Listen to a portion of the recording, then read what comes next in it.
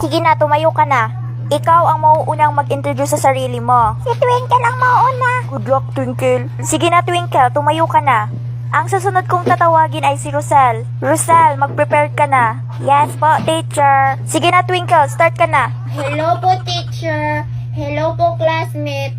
Ako nga po pala, si Twinkle. Rich kid. Hala, bakit rich kid? Rich kid kasi daw siya. Ang apelyido mo ba, Twinkle, ay rich kid? Opo, ma'am. Rich kid po yung apelyido ko. Ah, kaya pala rich kid. Sige na, Twinkle, ipagpatuloy mo. Ako po ay 6 years old.